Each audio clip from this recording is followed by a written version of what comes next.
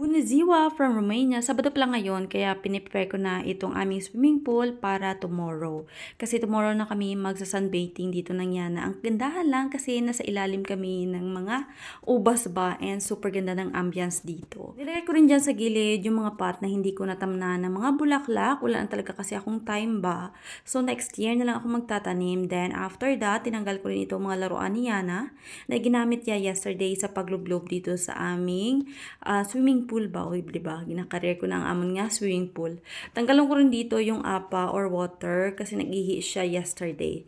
Kailangan kong lagyan ng fresh water at ngayon nga namin siya lalagyan para tomorrow kapag dumating kami dito is mainit-init yung tubig.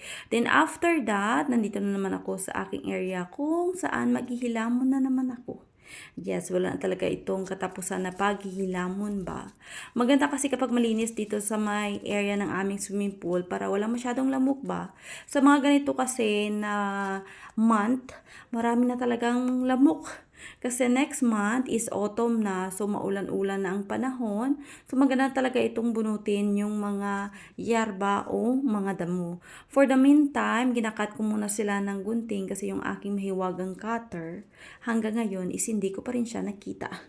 Hindi pa rin nakita ng aking asawa kung saan niya nilagay. At nandito na pala sila sa akin, kasi yung Yana, umiiyak siya doon sa loob at hinahanap ako. So, gindala siya diri ng aking asawa sa labas.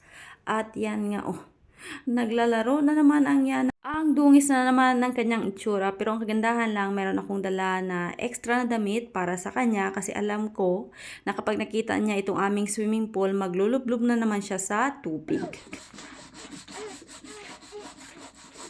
Dahil wala pang tubig itong aming swimming pool, kaya hinugasan muna ng aking asawa itong truck ng Yana at syempre, tumutulong siya dyan at ang kulit niya na talaga. Itong Yana, nagkakasalaan siya nga 2 years old ba?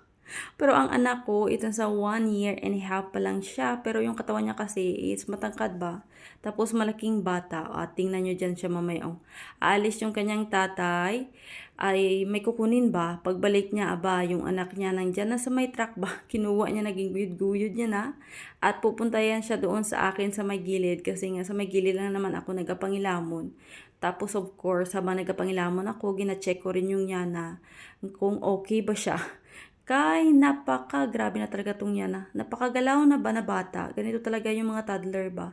Lahat ng bagay na nakikita nila, they are very curious na gid ba. Ito talaga yung kagandahan para sa akin kapag nakatira ka sa bahay kasi ang dami-dami talaga ang mai-explore ng inyong anak at hindi talaga kayo maboboard. Tingnan niyo naman itong aking anak ko, di ba? Ang dami-dami niyang kayang gawin dito sa aming bahay. Naglagay na rin pala kami dito ng aming water para tomorrow, o di ba? Bali half water lang yan kasi tomorrow dadagdagan ko para naman magdami-dami yung aming tubig.